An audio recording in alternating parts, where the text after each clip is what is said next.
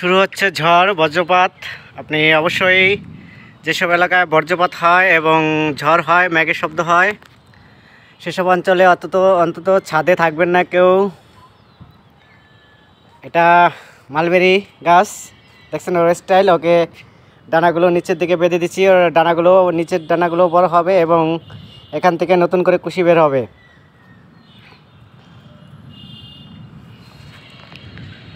সবাই ঘরে থাকবেন, সুস্থ থাকবেন। এটা দার্জিলিং কমলা, দারুণ গ্রোথ আর সুন্দর এবং ফলনও সুন্দর, অসাধারণ হয়েছে। ড্রাগন দারুণ হচ্ছে, অসাধারণ এক কথা। ও মা, কি বিগলি চমকায়! কিছু বজ্রপাত হয়েছে, কবুতর আসছে বাগানে।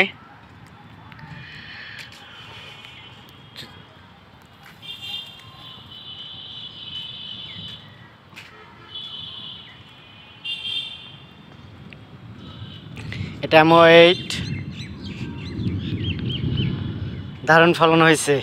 ফলন সাইজগুলো দেখতেও সুন্দর, কেমন জানি একটা, দেখেন কত সুন্দর লাগে, অসাধারণ লাগে। এটা CH আনার, দারুণ হয়েছে, অসাধারণ হয়েছে। গাছ ভরা হয়ে গেছে, গাছ ভর্তি আনার।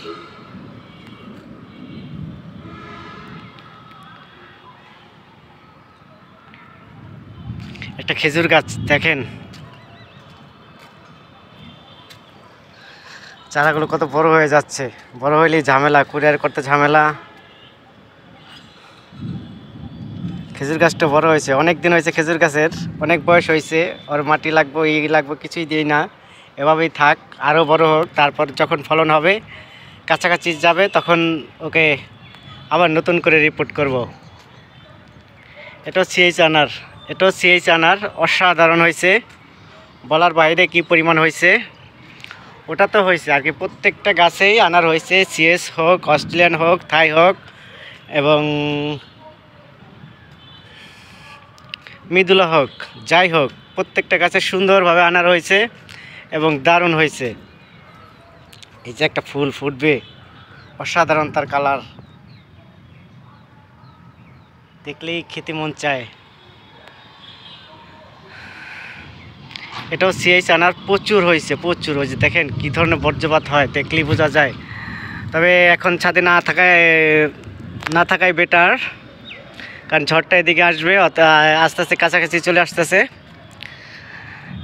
গুড বাই ছাদ বাগান, এবং গুড বাই আপনাদের।